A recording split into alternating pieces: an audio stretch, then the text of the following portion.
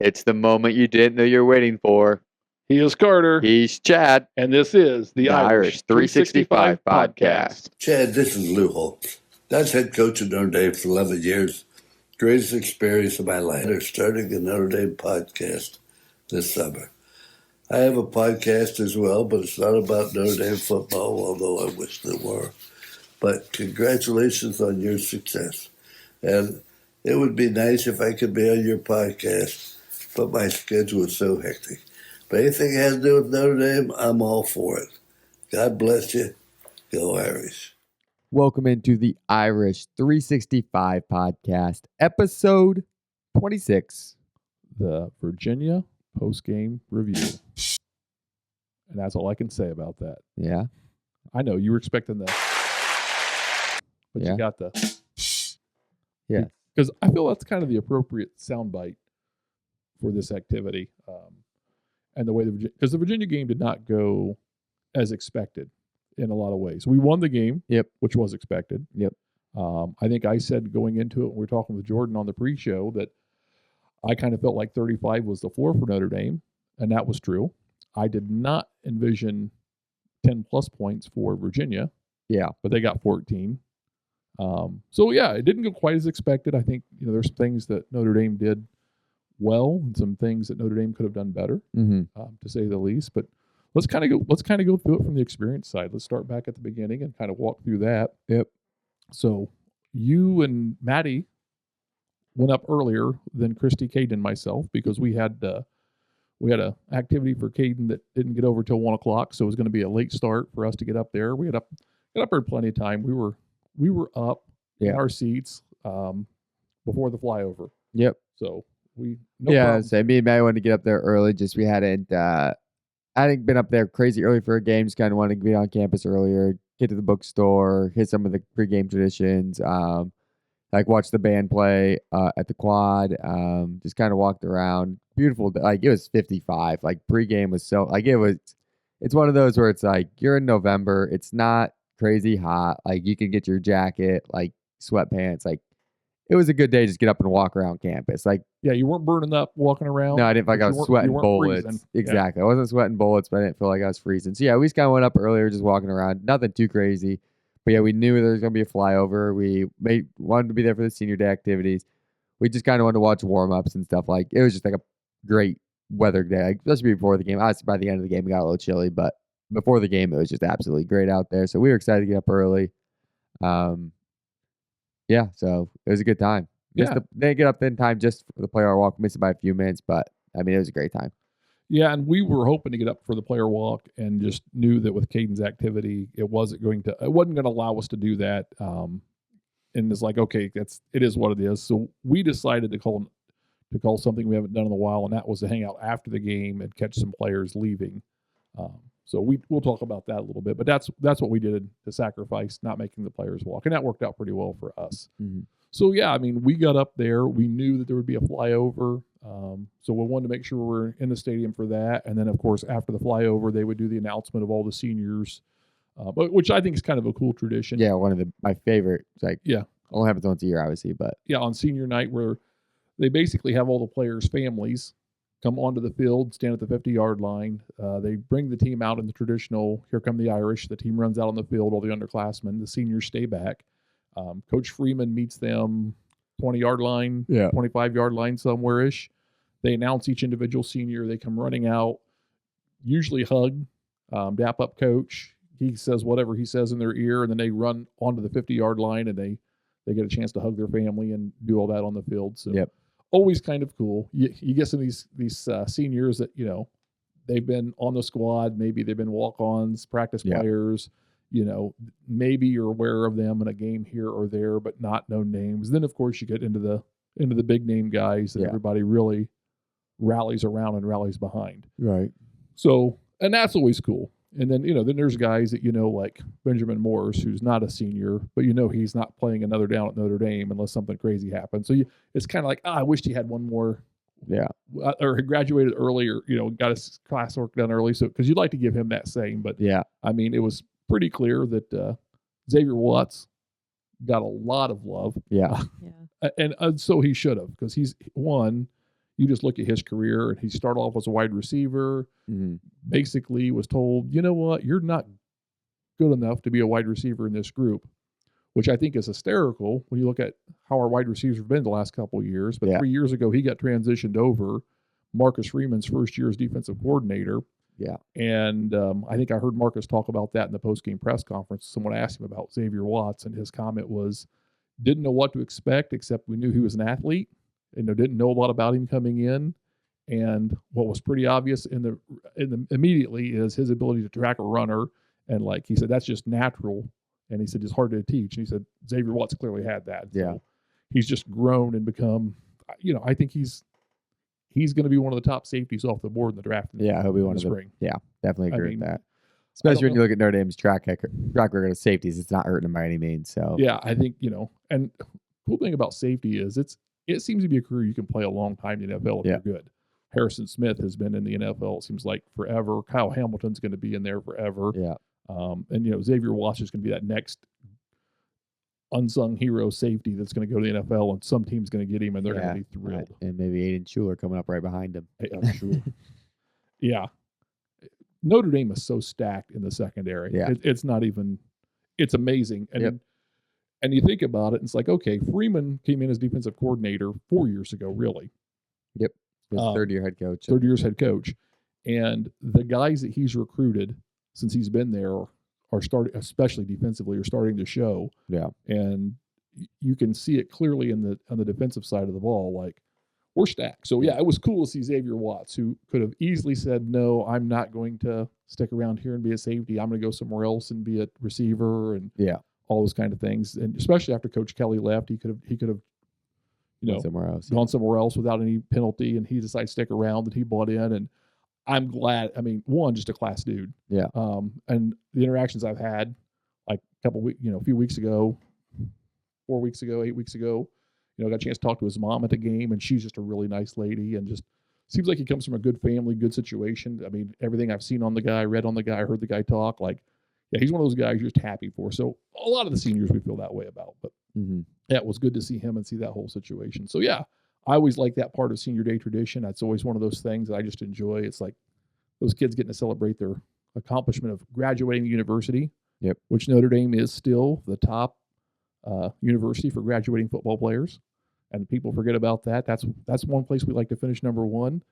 And we do year in and year out. We're one of the top schools for kids to graduate with a degree. And we're putting more kids in the NFL than we ever have, it feels like. So that's good on both fronts. So, yeah, we got the senior day activities, which is always good. And I do a good job of doing that, but not like too much dragging out the start of the game. No, I think they probably did it in 5 to 7 minutes. Yeah, it's classic Marcus Freeman. It's done well and done efficiently. Yep. So, yeah, then I think there was nothing really big stood out from the pregame after that. I mean, we got to talk about where our seats were, though. I mean, we were 40-yard line, visitor side, row 55. So 2 rows before that upper section. So at that, in the lower section, section 9, I think we were. Yep. Right. Gonna beat those. Great seats. Yeah. I mean, I was on the 40-yard line, and you were all to my left, and we're in the north end zone 40, and then heading south, and you guys were probably around the 45. Yeah. But yeah, it was between the 40 and 45. Great seats, great place to watch the game. I mean, I say this again, outside of being right in front of the Jumbotron. Yeah. There's not a seat in Notre Dame Stadium I don't like. Which now we've made it through 2 years of the Shamrock Pass, and how many times have we sat in front of the Jumbotron? Like right in front of it. 1 or 0? I was going to say, the only one I can think of was USC, but we're down in that corner, so I wouldn't even say we were right in front of it. Like, yeah, we were in the south. We haven't, when we bought this originally, we were thinking we were going to get like Jumbotron every week. Right in front of it, or that lower section in front of it, or that upper section, like right in front of it. I think that's 1920 or 100, whatever. Yeah, that south end zone. 120, 121, 119, yeah. But we have not been in that south end zone. Like, we've been in the corners over in that south end zone, but we haven't been like right in front of it. So Tears of Shamrock Pass, can't beat that. Yeah, it's been solid seat picks every time. So shout out to the guys giving us tickets, or gals giving us tickets on the Shamrock Pass. They're doing an excellent job. No complaints for where they're sending us. So I'm a big fan. Yeah. Previously, like before you started doing the Shamrock, we would buy tickets, and a lot of times we ended up there because I think they were like return tickets from the other team or just that. I mean, we're not big people like buying the more like we're not going to go spend the $200 to sit there, but like it's hard. Yeah, there's not a bad seat in Notre Dame Stadium, like we always say. Yeah, I mean, if you put me in the upper section in the north end zone, like sections 32, 30, like behind the student section, we've been up high. Yeah, I like those. Yeah, not a bad seat, not a bad view. You can get those typically for $100 or less. Yeah. I'm not going to pay up $400, $500 a seat to sit in the blue seats on the 30-yard line because I don't like those seats that well. Right. And it's not worth a $400 premium for me to sit there. Like, some people, sure, maybe. But some people like that. And I'm glad those people are there. Yep. Because that funds a whole lot of good stuff at the university. Exactly. And I get to take advantage of watching good football. Yep. Shiny helmets and, Yep. Someone's got to pay for these concerts. Yep. No kidding. That's all I'm saying. These guys aren't showing up for free. So anyway. No kid. Well, maybe Bon Jovi did. I think Bon Jovi might have showed up for free because he's just a sports guy. Yeah. And he loves university. So, but maybe DJ Cool decided to show up for free because he did enjoy his opportunity last week, as we talked about. So I mean, he was on got shout out on the Irish 65 podcast, so that was just probably worth it for him. That alone probably. Yeah, everybody go out to your favorite music streaming service, look up DJ Cool. Let's bump up his downloads. We could probably double it from 2 to 4. Maybe he's resurgence. He's not a one-hit wonder. The Super Bowl halftime show. That would be awesome. No, that was like the Super Bowl halftime. No, show but for him. Like let's bump him up and get him to the Super Bowl halftime show. I bet you if we get him I think he's only got one song. That's all he needs. He's gonna keep singing it. I think that's like an 8 or 9 minute thing. Well, what you do is remixes now. Oh, I mean, okay. You have guest artists come on. I don't know. He could collab with somebody. Okay. I don't know who, but collab with somebody. Clearing a lot of throat. Yeah, that's right. Yeah. I mean, I'm just saying, it would be good. So anyway, get back to our experience. Seats were great. We had a great seats. Notre Dame lost the toss, we won the toss. Elected to defer. And in the craziest of all craziest starting of the game, opening kickoff to Chris Tyree. Yep. Former Notre Dame running back turned wide receiver Chris Tyree graduated and decided to transfer. Did very well on the kick returns for the Irish, by the way. Yes, because he is lightning fast. Yep. I don't know how. I don't know what happened, but that ball did not hit him and stay with him at all. Well, he was deep. I think he was about goal line. The ball is kicked, and I think it hits him about the 15-yard line where he tries sprinting. He's running up on it, yeah. He's running up, and Maddie's sitting next to me and Caden's sitting next to me. I'm like, oh, he's gonna fumble that because he's sprinting up and he's But if he makes a clean catch, he's got yards after that, yeah. And he's full speed. Like that's the thing. If he caught it, like I don't want to say he might have scored, but like yes, he's at the 40. Like he's got big yards. Yeah, because he's got speed, like we've known, and it's like that ball was just out of his reach and it hits him, and Notre Dame Stadium erupted, to say the least. Yeah, so it was loud. Yeah, so the ball bounces off him. Now Notre Dame catches it in the air. Yep, off the bounce. Off the bounce. You're not allowed to advance a kickoff. If you're the team kicking it, you're not allowed to advance it. Onside kick, it's always the rule. But Notre Dame gets it, runs into the end zone. Everybody's erupting, and then everybody realizes, oh, wait, we didn't really score. So it took a little air out of the sails from the Notre Dame side. I don't know, but that don't get me wrong, atmosphere last week, and I thought was a great atmosphere. It was a night game, but like that was loud yesterday, like right off that play. And see, I think that's part of it, though. I think later in the season, the atmosphere gets better. Yeah. Because I think there's a lot of older, more senior season ticket holders that decide they're not coming to those games that are a little cooler. And I think they slide those tickets to kids, grandkids. Yeah. And I think the atmosphere gets a little better. And I don't want to say it's about night games, but like sometimes I feel like when it is the night game, the tickets are usually more expensive when we have those marquee matchups, and it's it's still a really good atmosphere. But sometimes it feels like, oh man, like it could be louder here. Like, I mean, last week was tough. We had Florida State, who wasn't very good. So, and I go back. So, but it does seem like a trend. Like when it gets later in the season, the tickets get a little bit cheaper because it is colder. It's not as great. Like it does. Like people who go to one game a year and they're excited to be there. Like, you know what I mean? Oh yeah, but I mean, you go back to 2022 Clemson game at home. Oh yeah. And that was a rocking environment. That one was. So it depends on who it is. And I think, again, Florida State, it was hard to be up because they were a 1-8 Florida State coming in. Yeah. But, yeah, I mean, for UVA, it was a great atmosphere for an unranked, not great opponent. I mean, it was a great atmosphere. Again, I think Senior Day has something to do with that as well. So, yeah, I mean, opening kickoff, Notre Dame gets the ball after kicking it off, sets us up nicely inside the 20. At the 25. 25, yeah. Yep. So we get the ball to 25. Little lethargic, didn't move the ball well. We start off a little sluggish. Got a help from a roughing the passer call, and then we were able to score after that. Yep. And then you felt good, like, hey, we're up 7-0. Yeah. We're good. So then we do kickoff 2.0. Yep. And Virginia was able to keep the ball on that possession because they caught it. Caught it. And then they didn't do much offensively. They just kind of struggled. Yeah. And the defense played well, which is what we expected. And then we got the ball after a punt, and we just did not. Yeah, I was going to say, it's been the typical Notre Dame starts on that first drive, gets a touchdown, and then the rest of that first quarter is kind of like, we have 2 3-and-outs, I think. Something like that. I believe it was 2 back-to-back 3-and-outs. I was like, seriously? Like, we had all this momentum, and now, like, this, not the stadium's dying out, but it's like, come on. Like, we had this electric start. Not the crowd's not behind you still, but it's like they were ready to rock and roll. Like, let's put this thing to bed early. Had we scored on that second drive, the top would have come off of it real fast, real quick. It would have been It would have been. It wasn't a close game, but it would have been even less close. I think anxious is probably the way I describe the crowd. Yeah. Through the end of the first quarter. I mean, you got a team like an unranked Virginia coming into South Bend, and you score in the first 2.5 minutes, and then I think does it go 7-0 at the end of the first quarter? I can't remember if we scored right. No, it was 7-0 at the end of the first quarter. Yeah, exactly. It's like, seriously, we got this unranked team. Like, we almost were having put it away, and then it was kind of like, seriously, let's keep this rolling. But the one thing that was good about our second possession, we didn't. Oh yeah, we didn't get there yet, but we got to talk about this. Yes. James Randall. Yes. How long was that punt? 64 yards. And literally as it left his foot, I was like, holy crap.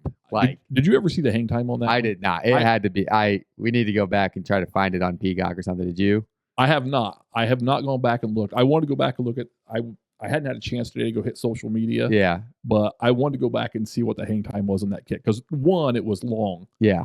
But 2, it was high. Yeah. It was like, this is what we were promised from this Australian punter. Yeah. Like, no kid. If he does that consistently, he is a weapon. Yeah, that was he hammered that. I was like, it had to be 4.5 to 5 second hang time too. It had to be over 5. It felt like it was over 5. But literally, like, after it left his foot, it was like, like, and we say we're sitting like row 55, and it's like, that's above us. Like, it was like, holy crap. And you saw the return guy for just turn. Like, he did like, that Willie Mays over the shoulder catch because he was going back. It was, wow. I mean, he probably backed up 15 yards.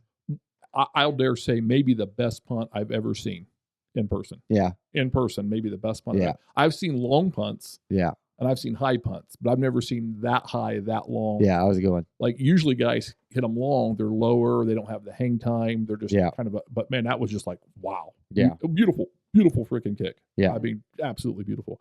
So, I looked at Carter and I'm like, oh, that's what you guys were talking about at the beginning of the season. Everyone was just telling us to expect all year. It's like, right. Yeah. Like, wow. Yeah. So I'm hoping we've got him dialed in, that we get a more. I'm hoping he's not needed much more this season, but holy cow. Every time we do need him, we need those. Yeah, because, I mean, you talk about, and I think Coach Freeman talks about this, playing complementary football. And, he talks about, time of possession. He talks about field position or some of the things. And field position is one of the stats he likes to use because it really judges the offense, the defense, and the special teams, all three. Yeah. And turnover battle is the other thing he likes to use, talk about complementary penalty. And we've won the turnover battle all year. And we won the turnover battle yesterday. Yeah. But, yeah, the kicks like that, you win field battle position. Yeah. Even when you're going 3 and out. You flip the field. So, yeah, that was freaking awesome. So, yep. So, anyway, that was cool. But, yeah, we were lethargic through the rest of the first quarter. Just disappointing. Like, yeah. Again, I felt angst, or maybe just anxiousness was probably the feel from the crowd, because like, why are we struggling against this team? And I think Virginia had a better pass rush than I expected. Yeah, definitely. They're getting some pressure on Riley. He took, we talked about that roughing the passer call. And then I think it was in that second quarter where it might have been that second drive.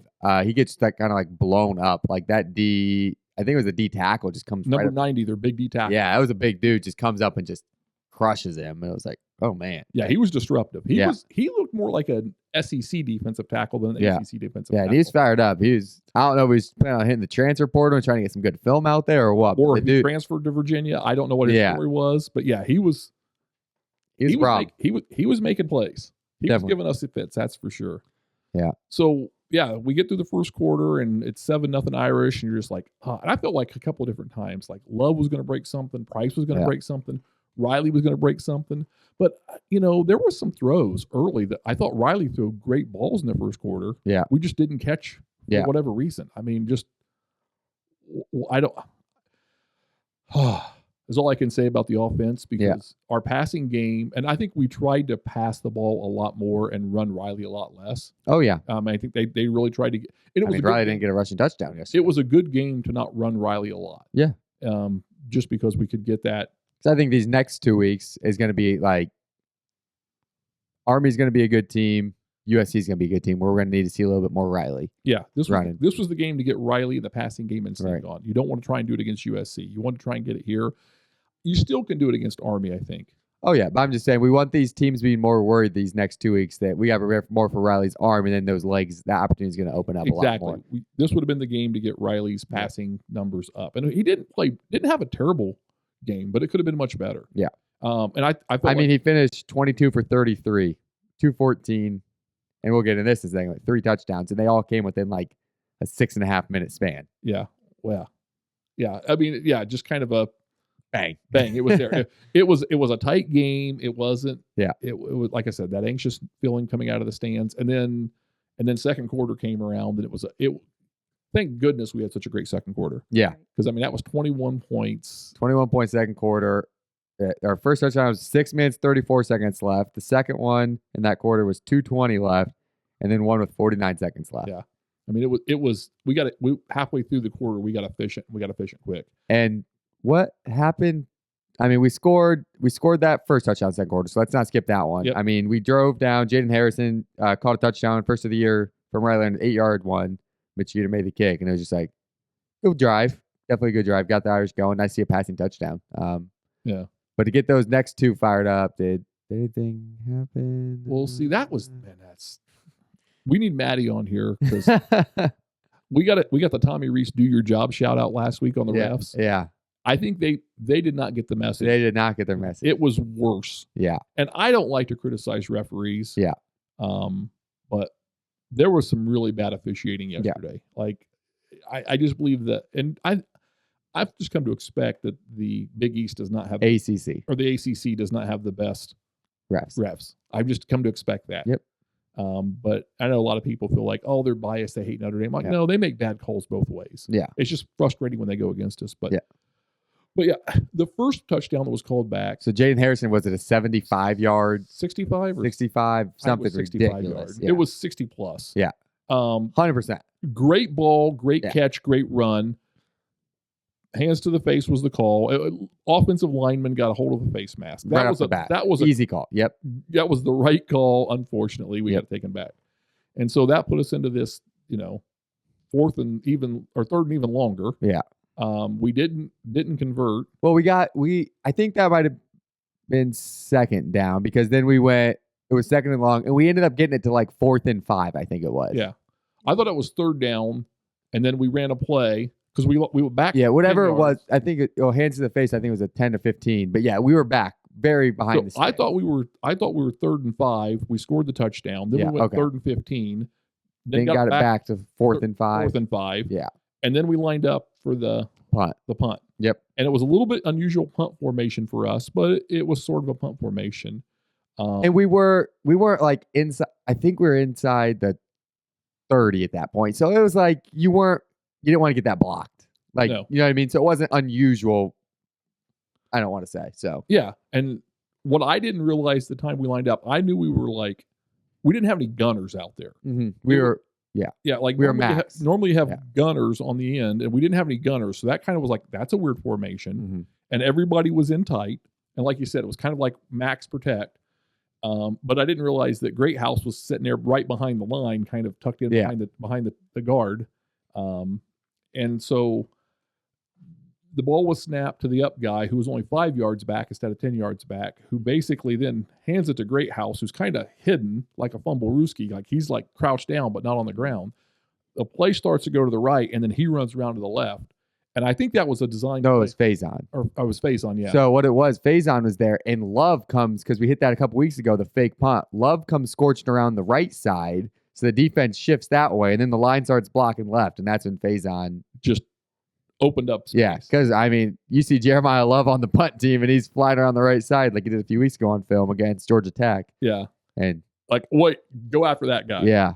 And, so Faison had one guy, like early he had to beat him, and then it was after that beat the punt returner, and he just put a foot in the ground. No. Broken ankle. I mean, yeah, show me that every time. Right? Yeah, which he's a dynamic athlete. Like, Yeah, give him that ball in space. I was gonna say, give him space in a one-on-one. I'll take him. Your punt that's returner's quick, but he's not known for tackling. Yeah, exactly. And it's like, that's a little cross play right there. Beat one guy and go score, right? Yeah, like, that's that midfield breakaway. Yeah, I'm going to punish you. But unfortunately, it got called back after 5 minutes. Oh, I still don't completely understand the call. But the way I understand it is there's some obscure rule in the NCAA that when you're in punt formation, the ball cannot be snapped to somebody who's within 5 yards or 10 yards. They have to be 10 yards off the ball in punt formation, or you have to have certain numbers on the line. And I think Notre Dame There's like 5 guys between 50 and 70 or something stupid. Yeah, I don't remember the exact numbers, but because it has to be clearly distinguished who is eligible and who's not eligible on the line. Yeah. Which I always thought the outside guy on the line was eligible, everybody else inside. Like, your tackles had to be covered up. So if you had a number that was outside a receiver number, you had to report as eligible. Yeah. But if you're 87 and you're 88, and you're normally tight ends, and your tight ends lined up on the right side where a tackle is, and there's another tight end on the outside of him, 87 is no longer eligible, and 80. So I didn't get that rule. I know Marcus Freeman was fired up, to say the least. And we talked about this a little bit last week. I think it's good when Marcus Freeman's fired up. Mm-hmm. His team responds well to that. Yeah. And that's dangerous, because if you can get fired up, it can go two ways. Your team can take that personality on. They can complain about everything. Yeah. Or they can rally around. Obviously, they know he's got your back. And I like this. We saw it at A&M really this year. We saw A&M coming out of the tunnel. Mm-hmm. He was firing up the team in that big environment, and he's been more comfortable being emotional, not being out of control, but being emotional. I mean, I know that the previous coach got a lot of credit for red face and a lot of criticism. Yeah, Marcus isn't getting out of control.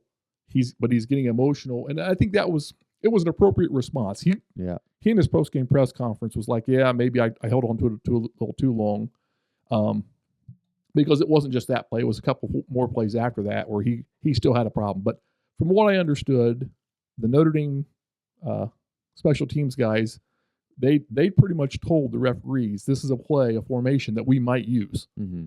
And the referees pretty much said, this like Wednesday, they said, this is a legal formation. We don't see any problem with it. Everything's good. Mm-hmm. So then they run it, and then they get the call. Yeah. And I think what happened, I don't know, this is strictly guess. I think what happened was there is this rule about the numbers. Notre Dame saw it. The referee's first response was, okay. And then someone on the referee staff probably did a little more digging into it, because it was such an unusual formation, unusual play. And they probably said, oh, wait a minute. There is a rule here that could apply regarding the numbers. And they never went back to Notre Dame and made that clarity. Yeah. Because Notre Dame probably never said, oh, these are the numbers we're going to use. They just said, this is the formation we're going to use. Had the refs come back to Notre Dame and said, well, if you do this, just remember, this play is only legal if you have these numbers. Yeah. Then it would have been different. I think the referees, if you're going to talk to the referee and tell them, like, hey, be on the lookout. And I've done this. Like, I've never coached D1 sports. I've never coached anything more than the, advanced rec league. Right. But I have gone to referees before games and said, hey, I'm going to do something here. I'm going to have this play, and I just want to make sure before I run it, this is that I interpret the rule, and you're going to interpret the same way before I try this. Yep. And I've done that. I've done it many times. So it's not like a shock to me to have that conversation. Right. And the referee say, yeah. Now I usually do it like 5 minutes before the game starts because you don't see I don't see the referee. You don't know who the ref is, so the referee doesn't have a chance to go back. And I've said, hey, I'm thinking about this play. How would you rule this? And if they say, oh nope, I'd call that a penalty or whatever, then I don't run the play. Yeah. Okay, take that out of my playbook, out of my plan. So yeah, I get where Freeman was frustrated. I would have been too had I talked to the referees and been told go with it. Yeah. And then they turn around and take it away from me, like especially after I frickin' score. Yeah. Oh, after not just pick up that first down. Just a great, well-designed, great play that just they were hoping to get 10, 15 yards out of it, and they went 65. Yeah. Like just awesome. But we got to talk about this. Notre Dame punts. Good punt. Virginia fumbled it. Yeah, they ended up getting back on it, but yeah. I mean, it's just like, oh, that would have been awesome. But the defense went inspired after that. Yep. And I think that's where crowd was definitely in it. The crowd was in it. The crowd was upset because of the call. The refs were getting a lot of booing. Booing of the referees. A lot. Well deserved. I think it was, though, obviously we didn't like the call. We thought we scored, came back, but then it took literally, I want to say 5 minutes. It was probably 2 or 3, though. Like, legit. It felt like forever. And in the stands, we didn't get a good explanation. No. Like, it wasn't like, oh, hey, this is no flag everyone on the field that we could see. Yeah. And they were showing the replay, and nobody could figure out that there was anything done wrong. Like, wait a minute, there's enough guys in the backfield. Yeah. Everybody, like, from what we had in the stands. Now, I guess the people at home that I have talked to said, okay, yeah, this is the explanation we got, and the rules expert from the Peacock and, from NBC. But yeah, so it fired up the fans on because we didn't understand. We didn't get a good listen. The referee's got to be able to explain that pretty quickly, pretty fast. Yeah. Like if you know the rule, and you're up for it. And that's what I'm like. If you're calling this on, what probably maybe the most man, it's like I know they've got these earpieces now where they can get those quick calls back from the booth, and I'm like, were they waiting, just trying to talk to the guy when they're not supposed to be talking to that guy in that situation? You know what I mean? Yeah. Can you confirm the numbers? Yeah. Yeah. Exactly. I hope not, but I mean, it's just one of those things where it's taking so long, and it's like. Yeah. All right, what's going on? Like, they're not remembering those numbers 3 minutes after. You know what I mean? Like, yeah. In my opinion. The flag should have come out immediately. Yeah, and then like, okay, we had these. We had those guys. You know what I mean? Yeah. And the referees probably didn't realize that was the. Right. No, they should have known because that formation was so unusual. They should have known that was the formation. You would think, especially the back judge. He had to be able to see like that was the formation, but. Anyway, they botched the call, or they got the call right, but they did a poor job of executing the correct call. If that's what it was. But yeah, I think that fired up the defense, and that goes back to this. These are these defensive players are Marcus Freeman's defensive players. Yeah, he's recruited all these guys. These are his guys. And they responded appropriately, and they responded overwhelmingly. A couple of turnovers there. They showed why they are one of the top defenses in the country. Yeah, I mean, and just lights out played phenomenal to end that half defensively. Yeah. And that led to some offensive opportunity. And the offense got a little inspired. Yep, definitely. I mean, they were in short field position, which makes it just that much easier for them. But yeah, I mean, we come back down. Riley Leonard gets his second passing touchdown of the second quarter with Cooper Flanagan for a 2-yard touchdown. Yeah. And then you had Love score the next one, right? No, you had Mitchell Evans score a 16-yard touchdown. Oh, remember the one? It looked like from our angle maybe his heel went out, but no, he kept it in and then snuck in. Yeah, he was there like the 5 or 6. We couldn't tell, but yeah. Then jumped over the pylon and scored Riley Leonard's third passing touchdown of the second quarter and the game with 49 seconds left. So, I mean, just the quick strikes from the Irish yesterday. Yeah, so Love got the first touchdown, and then he got the last one. Yep. Yeah, and that was a long run, which had that Jadarian Price feel. But I mean, yeah, we can get into that. We got to get into halftime first before we get into that. But yeah, let's get to halftime because halftime. Hayden got a second concert this week. Right. Yeah, who knew? Can we also say thanks to daylight savings time, even though it wasn't a night game, by this point it felt like we were at a night game. The night game feel was starting. Now, the band Chicago has a huge connection to the University of Notre Dame.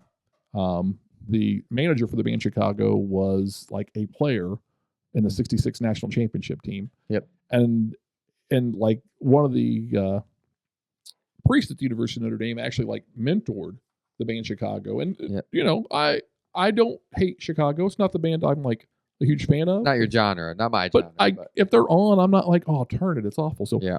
we got a nice concert from Chicago at halftime. But that wasn't even the best part of it. Yes, Caden got his second concert. So last week I paid for a DJ Cool concert, got to see a Notre Dame football game for free. Wow. This week I paid for a Chicago concert, got to see a Notre Dame game for free. Yep.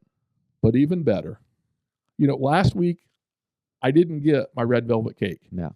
And I didn't feel bad because we took it to Florida State. So I'm like, okay, there's nothing other than self-enjoyment in this red velvet cake. It's not part of this winning tradition that we're on. But I had, Kate and I have this thing. Every now and then we do what we call a Friday. Special Friday. Right. We go to the local grocery store and we pick up a couple of donuts before I drop him off at school. Right. And it was a Friday. Well, as we're getting our donuts for the Friday, I see some red velvet cupcakes. Yeah. And I'm like, I'm getting one of those. I'm sticking it in my pocket, thinking I'm going to be funny. I'm going to whip this thing out, somewhere in the third quarter and say I'm back on the red velvet kick. Yeah. And of course, Caden was supposed to not say anything. Let me just say, I picked Caden up on Friday afternoon. He spilled it to me. Yeah. So he told his mom, like, hey, yeah, Dad's got a cupcake, red velvet cupcake. Now, I didn't know. I knew this going in, and I'm not going to make this mistake again because I had the Nothing But Cake in Atlanta. I had the Carlo's Bakery in New York. I didn't have one last week at Florida State, and I had the cupcake this week. Cupcakes just aren't as good as cake. They're just not as moist. They're just like the Bundt cake was phenomenal. Mm-hmm. The Carlos Bakery slice was phenomenal. The grocery store red velvet cupcake, and it may have been better had I not got Maddie hit it out of the park. Yeah, she did. Maddie got the Freeman cookie. Yep. And she snuck that into the game. Yep. And so at halftime, before I planned, I was waiting till the third, fourth quarter. Yeah. I thought maybe we get the overture, maybe a little bit of a light show. Yeah. And then I'm going to enjoy me some red velvet cake. Right. Maddie hits me up with the Freeman cookie at halftime. And the Freeman cookie is a green velvet cake in a cookie form. And there's two of them with some cream cheese in the middle. I'm just saying, it's like a $5 cookie. Yeah. But it's a solid $5 cookie. And I'm not a cookie guy. You don't even like cookies. Yeah. But it's cake. It's just a well delivered way of eating cake. And so it hit. As Caden would say, that hit. Yep. So I was excited, and I had to share the first Freeman cookie that I got because there were two. Yeah. I had to share the first Freeman cookie. Now, Christy had the Freeman cookie before, but I don't think she had the icing in the middle. I didn't get any icing last time. So you didn't, because there's a Freeman cookie, then there's a Freeman cookie sandwich, right? There's two different logos on it. I think one's just the had cookie. An outer piece of it, so I didn't get. I would say we got middle. the same one we got last time. Right. Yeah, but I think the one is just the cookie. Okay. And the other one's the cookie sandwich. Yeah. And we got the cookie sandwich, which is by far the better of the two because it's got that cream cheese icing in between. It's kind of like two cookies with an Oreo. Like cookie sandwich. Yeah, cookie sandwich. And it hit. It was like, oh, that was the perfect. But I was feeling bad because Notre Dame wasn't playing good through the first quarter. And I just kept thinking, maybe this red velvet thing only works on away games. Maybe it's a jinx on the home games because I didn't have it at Florida State. We played well. I've got to hear UVA in my pocket. So I'm like, no more contraband red velvet cakes for me. I'm done. That's what I was thinking at the end of the first quarter. Halftime, I'm like, okay, I was just being a little stitious. But I'm no longer going to be a little stitious. No stitious anymore. And so Maddie hit it out of the park with the Freeman cookie. So I strongly suggest if you get a chance to do the Freeman cookie sandwich, hit it, get it, try it. You will thank me later. Yes, that's right. So we got the Freeman cookie sandwich. Went well with the Chicago concert. Yes. And so that was a nice halftime show. Definitely. And then the team came out, and we're feeling good at this point. We're up 28. 28-0. Life's good. Yeah. Hey, we're halfway through this game. Play the second half well. I was hoping to see some fourth quarter Kenny. Yeah. At this point. Yep. We got past this sluggish first quarter, slow start. Third quarter comes around. What happens? I turned on my heated vest. Yeah, it started cooling. Sun's gone down. It's gotten a little cooler. Yes. It felt more like a night game. Not still football weather, but not as comfortable. But compared to past senior nights, the weather was great. It didn't snow. It was It was pretty nice. Yeah. But we come out of halftime and we get the kickoff. We got the kickoff. We didn't fumble that one. That was later in the game. That's when Jeremiah Love got his 76-yard touchdown run. Yeah. First drive. Yes. So, I mean, place was loud, to say the least. But yeah, Jeremiah Love goes 76 yards. I was trying to pull up that drive. But yeah, Jeremiah Love just looked great. That's kind of the game we've been hoping for him. Price has had some big games here recently, but I think it's been good for Jeremiah Love. I mean, we're late in the season and he's looking good. Price, I know Price was close in this game on another one, but yeah, Jeremiah Love finished 16 carries, 137, and 2 touchdowns. I mean, yeah, 16 carries, 137. So what? 8.5 yards per carry. Yeah, was what he averaged yesterday. Now, yeah, he had the 65-yard or 76-yard run. I think was the long one. Yeah, it was 76. But yeah, great day for him. He had he's a dynamic player. He's a great player, and I mean, Price is good. Anais Williams is good. Like all 3 running backs that played yesterday are good. Mm-hmm. But it was good to see Love have that day. I made a mistake there. Uh-oh. Our first drive out, Riley Leonard's interception. Well, that's right. Riley Leonard throws the interception.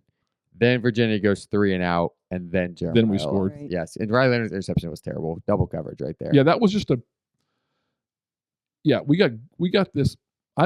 He's still better than what he was early in the year. Oh, 100%. And probably 4 games in, I was starting to compare him to Rex Grossman, that good Rex, bad Rex. Yeah. It wasn't the best Riley at all times, but he was good at times. Yeah. And I felt like the receivers weren't. And then when he was not as good, it showed. Yeah. But yeah, that's right. That was our first turnover yesterday. Was that right? And it was just, I don't know what he saw, what he didn't see. I think he just saw it late. But yeah, we throw an interception, but then our defense comes back and gets quick stop there. And then we get the Notre Dame long touchdown. So yeah, that was Jeremiah Love's. That's what I was like. I feel like we didn't turn the ball over there, but yeah. And Jadarian Price didn't have like as big a day. I think what he had like 7 carries and like 45 yards, something like that. Yeah, but he was still averaging 6 yards a carry. Yeah, I mean he had if Love or Price weren't sharing carries, mm-hmm. you have Heisman numbers from either one. And Anais Williams in there too. Yeah, I mean, but I'm just saying, if those 2 guys weren't sharing carries, you got carries right now. You'd have Heisman numbers from one of those guys. If one of those guys was getting the majority, and then Anais Williams, I think, is interesting as a freshman because he's coming into that 3rd down back. Yeah, so he's clearly the best at pass protection. Now, I think Love and Price do a good job. Yeah. But Williams is really emerging as a great pass protector. Yeah. And so, he's worked himself into a good spot, and we got all 3 of those guys back next year. Yeah. Barring some SEC trying to throw a ton of money at Love or Price. Yeah. I mean, I could see both those guys getting NIL deals. Yeah. To some school trying to recruit him to come play. Even Williams. Yeah. I could see some school trying to get him. And we keep forgetting about Jadarian Payne because of the injuries. And it's like, we got another great back that's not even available to us right now. So it's all good. So yeah, I think, 3rd quarter, we got the score from Love. They start slowing up though. I mean, that was Notre Dame's last score of the game, and what was that? 2 minutes? It was less than 5 minutes into that second half. So I mean, game definitely slows up at that point for the Irish. I think we had a long. I'm trying to think. We had a long drive. I feel like, but we missed some kicks. Yeah.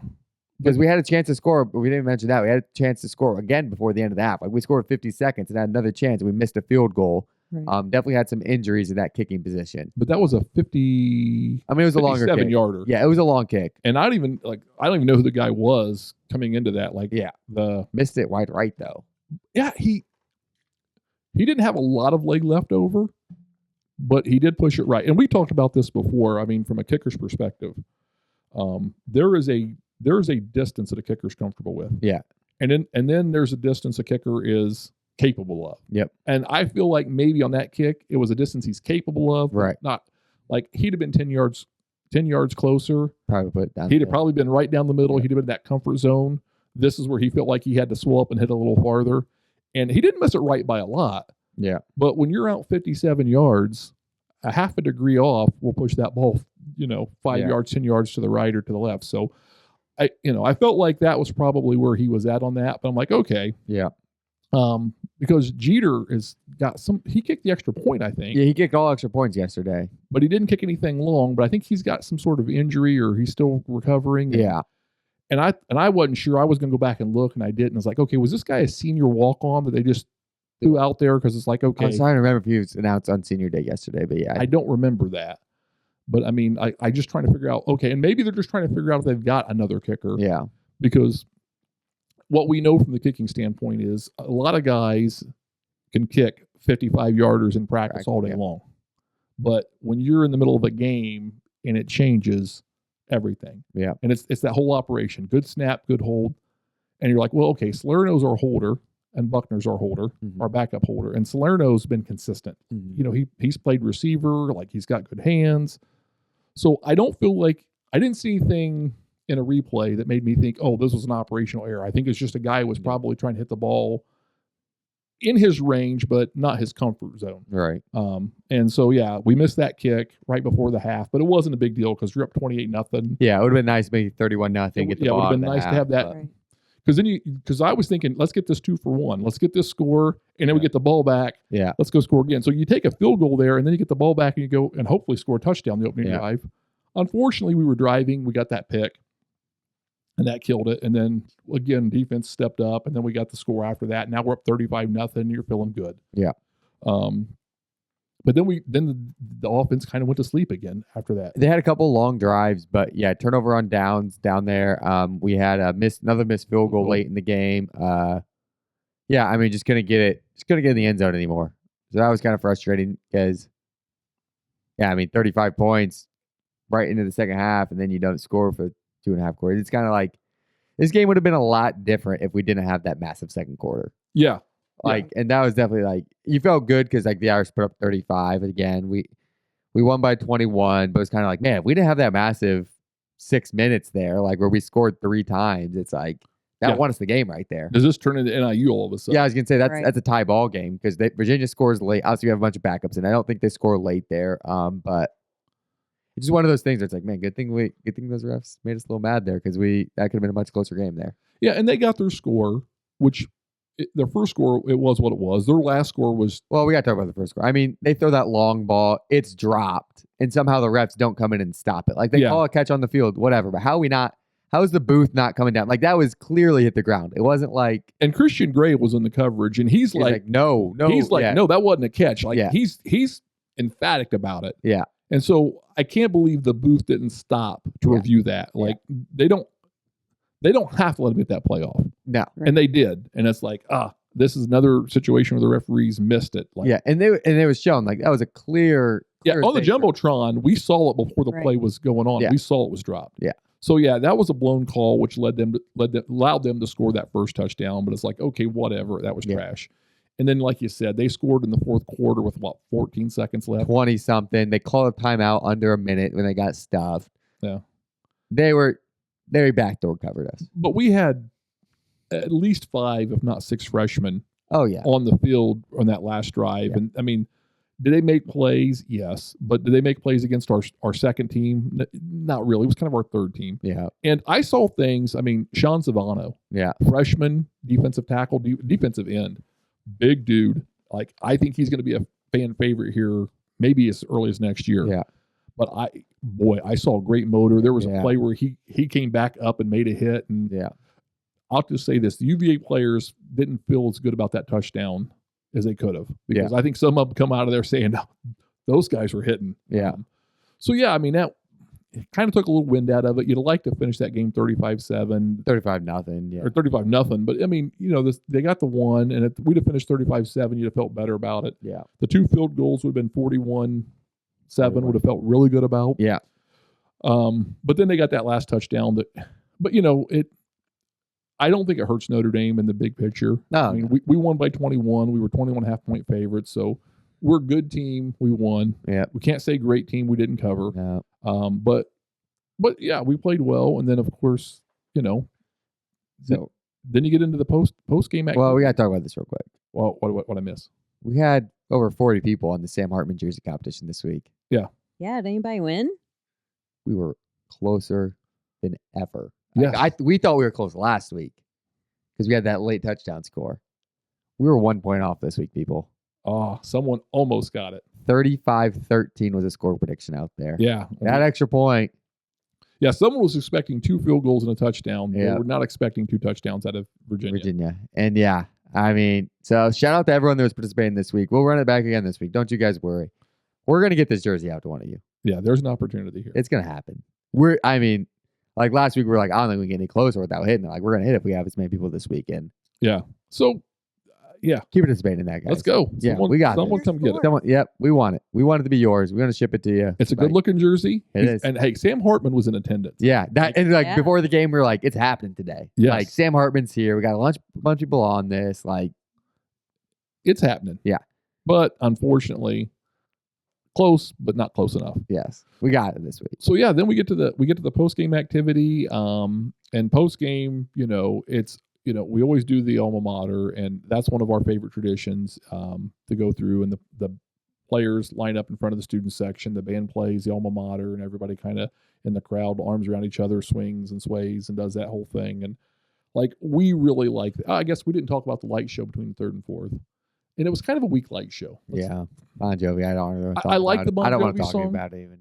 I like the light show. I did. But like, I don't like, all they did was play a Bon Jovi song. That was like, there was no mix. It was like, keep it moving. It wasn't the best audio visual presentation. No, they've been trying to change too much stuff this year. Yeah, I mean, I don't know. Not a good feel. Yeah. I don't know if we got a change in video board operation, game day ops on that side or not. But anyway, some things have changed, not necessarily for the better. It was an okay light show, but not an awesome light show. Yes. Post-game. So yeah, post game, and then they let the students go on the field. Seniors go on the field, which is always, big tradition for the seniors. It's kind of a cool thing. But the team got off the field. Usually the team sticks around on the field during that. The team got off the field, which I thought was a good sign. They weren't there to celebrate. Like, I think the team was a little disgusted they didn't beat Virginia by more. Yeah. And I mean, we gave up 300 yards of defense on the defense, and we don't normally give up 300 yards at Notre Dame Stadium. So it was kind of interesting. So after the game, you and Maddie had left because you guys drove separate. Yep. We stuck around because I told Caden, hey, we didn't get to do the player walk, but we're going to do something different. We haven't done this in a long time. Let's go hang out, go to the north side of the stadium after the game. And when the players are coming off the field or coming out of the locker room, we'll hit some players up. And Caden had a little mini football helmet with him, and Christy had a Sharpie in her purse. So we'll see if we get some signatures. Because that's kind of a cool experience. Yeah. I mean, last year we were hanging out after the game, one game, and Estime came back to the field, and we got to spend some time with Estime, and that was really cool because that was unplanned. It was a one-on-one. Yeah. Super cool experience where he signed a few autographs for about 5 or 6 kids. Yeah. That were still there, just kind of taking in the scene. But yeah, so we go to the north side, and it gets a little jumbled because the students are coming off the field through the tunnel, which is a really cool experience for those seniors at Notre Dame, those senior students. And you're walking up the tunnel, there's Touchdown Jesus, it's at night, it's all lit up. Yeah. So now you have all these students coming off, and then you're kind of expecting the players to come out, but now you got all these students. So it gets kind of jumbled. Yeah. But we were there, and some of the coaches come out. And I can tell you this, Al Golden didn't look happy. He just didn't, I think he wanted the shutout. Yeah. And it's like, oh, good. I like Al Golden not pleased with a win. We won by 21. I'm not happy because we give up 300 yards and we give up 2 scores we shouldn't have. Yeah. So I'll take that. Then Brock looked okay. He didn't look disgusted and angry. Yeah. Coach Mickens looked happy, but he should be. His guys are playing well. Yeah. So yeah, that was kind of cool. We saw Coach Freeman. We thought he might come out, but he didn't. His family walked by us. And we saw some players' parents coming out and that kind of thing. And we kind of stood there for a little bit, and pretty cool. So there was a couple players. There's some players started coming out. So I think there was a couple guys come out. I think the one jumped out because R.J. Oben came out, and Caden got his autograph on the helmet. That was kind of cool. And then we're standing there, and of course, most of the Notre Dame guys are wearing all white, hoodies, kind of like what you're wearing, Carter. They're wearing the all white, and they got the hoodies up. And a pizza box in there. And they had a pizza box in their hand. And we're sitting there, and then all of a sudden I look over to my right, and there's this guy wearing a baseball hat and a T-shirt and this chain. I'm like, that's KVA. Yeah. Caden. I slapped him hey, go get KVA's autograph. And so he goes up, and KVA, super cool guy. He's signing some autographs for some kids.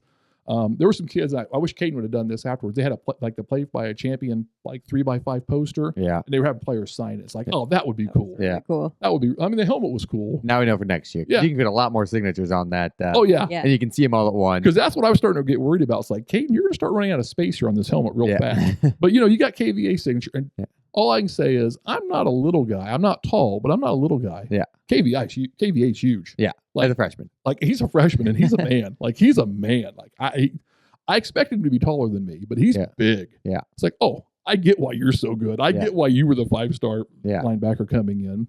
And he signed Caden's helmet and took a picture with him. Yeah. He was really nice. Yeah, super, super nice guy. So we're kind of standing there and we're doing all that. And, the players are coming out, or the students are coming out, and a few players are coming out. Well, one of the players' moms seen us, and she's like, hey, they're doing something. You might want to go over this other area. You'll probably run into more players.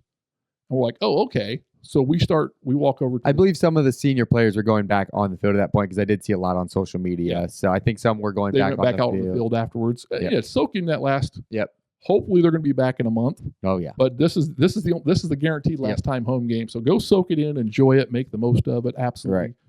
Right. 4 maybe 5 years of hard work. Yep. I was hoping to get Kaiser's autograph. I was hoping Caden to be able to hit Kaiser. Yeah. I really kind of hoping he'd hit Freeman as well, but we didn't see Coach Freeman.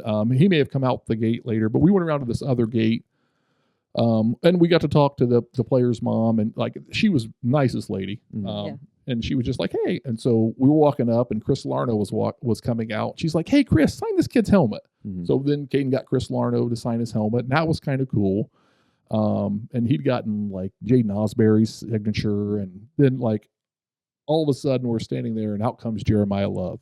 I mean, and if you're a Notre Dame fan, Caden's favorite player right now has got to be Jeremiah Love. Yeah. So that's what he was saying. All he was hoping for was to get Jeremiah Love. Yeah, want to get Jeremiah. So I mean, Jeremiah Love, I think it was his dad with him. I don't know. There was an adult with him that was uncle, dad, somebody. And that guy looked like he wanted to get out of the cold and go do something.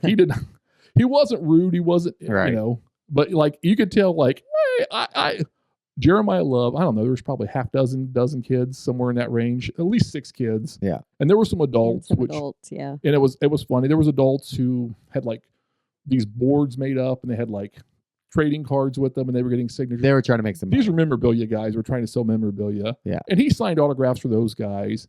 Every one of the kids that had a football or a poster or whatever, I mean, he took the time and he signed it. And just a gracious kid. I mean, with all the success he's having. As a sophomore. And just, my impression was he took it in stride. He enjoyed and he appreciated that, the position he was in, but he wasn't going to his head. He wasn't. And I know someone said to the dad or the uncle, I think it was dad, because they looked enough alike. I think it was his dad. They said, oh, we're sorry. And he said, no, it's all right. The dad was you could tell he wanted to get out of the cold, I think. Yeah. Because they're from St. Louis area. So it was probably a little cold. I mean, not too cold. St. Louis gets cool, but Jeremiah Love just said, and just a gracious. So he and Caden talked a little bit, and I think Caden was it's hey, when this, and Caden's going on, and then Caden's like, hey, in New York, if you score a touchdown, you should hit the Heisman celebration. He kind of laughed, said, oh, maybe I will. Now, I don't think he will, because KVA's, Jeremiah's got his signature. Yeah. Love. I mean, he's branded that, and he's not in the Heisman talk, although I think he should be. Yeah. If you look at his numbers, it's just his usage rate. Yeah. It's his usage rate that's killing him. But you look at his numbers, his output for his usage is he's as good as anybody. Yeah. So hopefully next year we put a heavy presence in getting that kid into the Heisman conversation next year. And I know it's hard to win a Heisman if you're not a quarterback. Right. That's the sad thing. I mean, I think the kid from Boise State should be the front runner, but he won't win. There won't be a quarterback win this year. Travis Hunter is going to win. And I think Hunter would be. But he plays both sides of the ball. Yeah, and he's got the best argument outside of the kid from Boise State. Yeah. But anyway, so I mean, I thought Love was just really impressed with him, and it's Notre Dame players. I've yet to come across a Notre Dame player that I've had the opportunity to talk to or have a conversation with and said, what a jerk. No, they represent themselves, their family, and university with class. And it just makes it easier to root for those kids when you get those opportunities. Okay, yeah, I like you from your performance standpoint, but now I like you even more because you're a great individual. I think you felt that way a little bit last year after meeting Audric. You were like, yeah, he's a good player. And it's like, oh, now I'm a big fan. After getting to meet the guy, like, oh, I'm a big fan. And I feel the same way about Love. I loved Love. Who doesn't love Love? All you need is love. That's all you need. So I loved Love before that. But yeah, he just went up another notch. Like, okay, could I respect and like you a little more? I didn't think so, but I just did. Yep. So that was cool. Hayden's night, so that makes my mom heart happy. Yeah. So that was cool. I mean, it was a good night for Notre Dame off the field because there were some losses in the college football ranking ahead of us. Didn't hurt us too bad last night. Yeah. I mean, Tennessee ended up losing right in front of us to Georgia after Tennessee was up 10-0 to start that game. Georgia comes storming back. And then, BYU right in front of us also goes down, which that one's a little bit different. Obviously, there's still going to be a team in the seeding ahead of us. We'll move up in the rankings this week. As the AP and coaches poll already came out, we are in that number 6 spot in both of those polls. All signs are pointing us to be in the number 6 ranking in the college football Tuesday, playoff on Tuesday night, which will get us to an 8 seed because 2 teams will be behind us in the ranking, but you'll still have a Big 12 champion that needs to be ahead of us and an ACC champion that will get that first round bye. But yeah, the Irish should be a lock for a home playoff game at this point. Absolutely. All things go according to plan. Yeah. And the Irish just keep looking better and better in that standpoint because this weekend we got IU, Ohio State, and somebody's got to lose. Someone's got to lose. Either IU is going to pick up their first loss of the season, and we're going to be 2 spots behind them. And unless we go down to a 1-point game, I don't see IU drop. I don't see a situation where IU doesn't drop more than 2 spots. You know what I mean?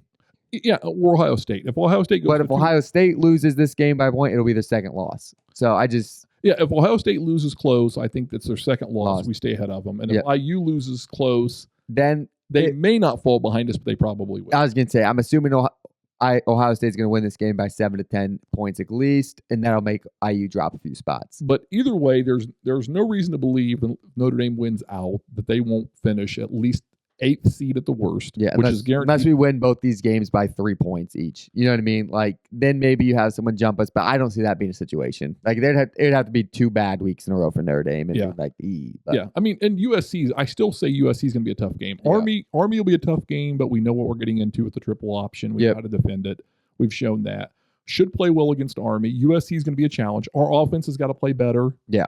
And I'm a little worried about where we're at special team wise. Yeah. I was gonna say not special team wise. Our special teams playing really well. The kicking game. Yeah. The field goal unit has got to shore up. Got to make some kicks. Yep.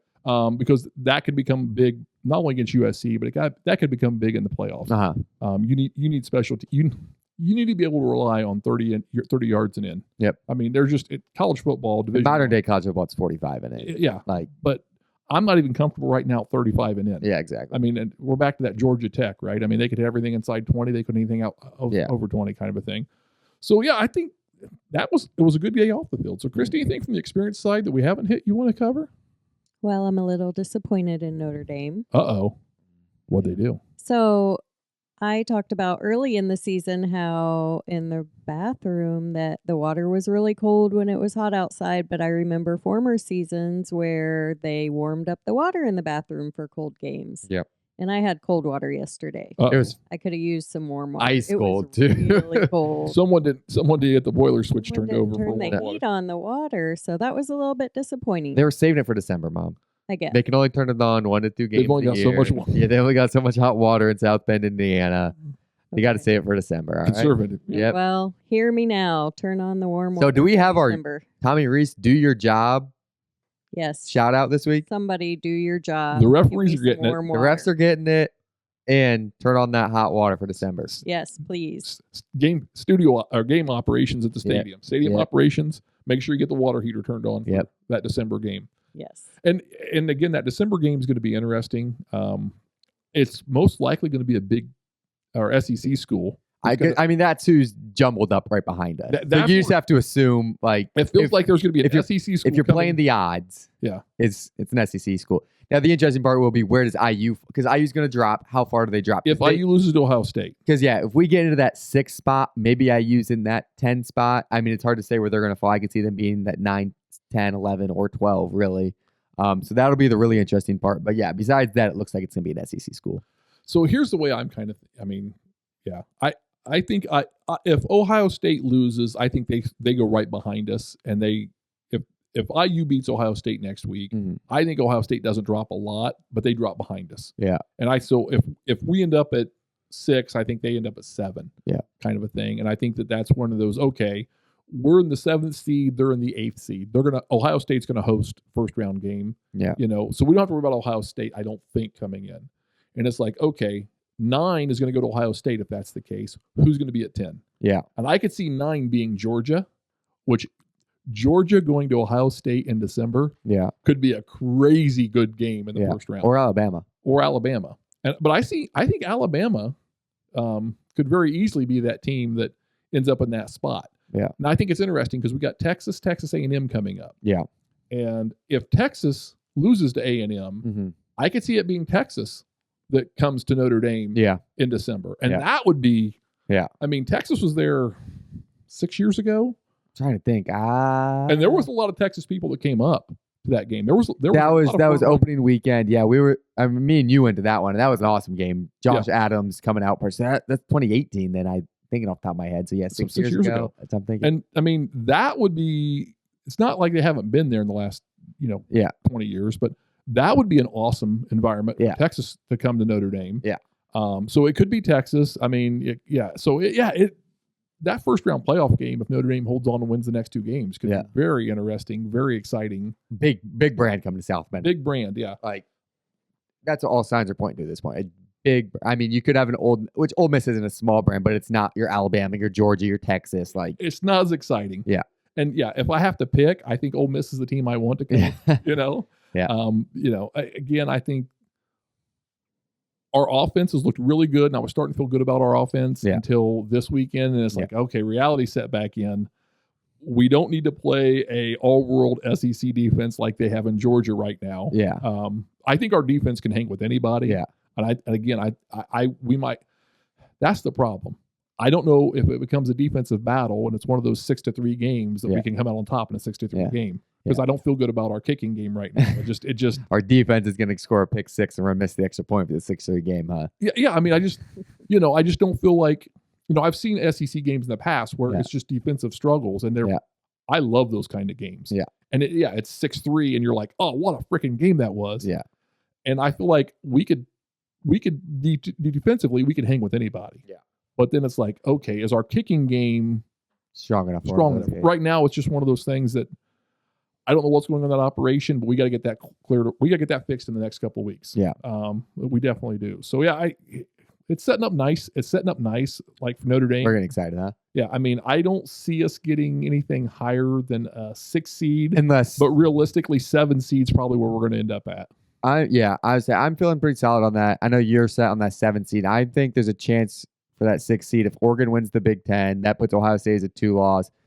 IU assumes it behind us. I think there's a chance we get to that 6 seed, but that's just me. If Ohio State wins the Big Ten, then I think we're locked in at that 7 seed. I don't see Oregon dropping behind us with their 1 loss in the Big Ten championship game. So, yeah, that's just my personal. If Ohio State's 2-loss, I see them dropping behind us. But it's hard to say what the committee's going to do because they've put so much value in years past in being in that conference championship game. Yeah. So is the team going to how much are they going to drop for losing the conference championship game? That's the question we don't know. I feel like the loser of the conference championship game would probably be in a position to host a first round game. Right. It just depends. But how far are they going to drop? So are they going to drop? Are they going to drop? And I think Ohio State. So what ifs? Yeah. How do you keep Ohio State? Not keep Ohio State ahead of Penn State when they won the head-to-head? But the 2-loss with the 2-loss. Yeah. So I don't know. I'm not even going to try and figure it out. I'm just going to wait and see what the committee does on Tuesday. So they get the big bucks, right? And then I'll make an opinion. Yeah, he's got one stewing up for you guys. Don't you guys worry. We might just get some. Get your tinfoil hats out. I was gonna say we might go to a solo shot on him. He's preparing this monologue. He's ready. I might have to just do a solo video. Yeah, I might don't even waste my time coming out and sitting in the studio. He's got an hour worth of talking to do right then and there. I might just rebrand it the rant. Yeah, I mean this might be a one-off right here. So anyway, we'll see what I've been hearing it. So you guys will like it. I've got a theory. Yeah. Stay tuned. There's your tease. A little more data points to pick out, but I got a theory here. There's your tease. I'll know more after Tuesday, so tune in Wednesday. All right. Anything else on this podcast? I think that sums up Virginia. Let's get ready to go to New York, people, right? That's right. Yep. Let's get ready to go to New York. I want to be City. a part of it. Yeah. New York, New York. Oh Yeah. boy.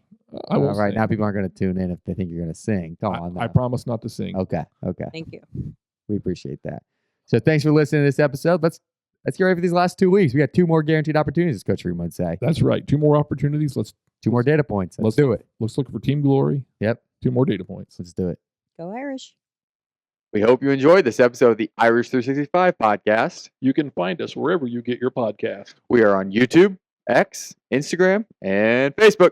Just search for Irish 365 Pod. And you can always reach us at our email, irish365pod@gmail.com. Good night. And God bless.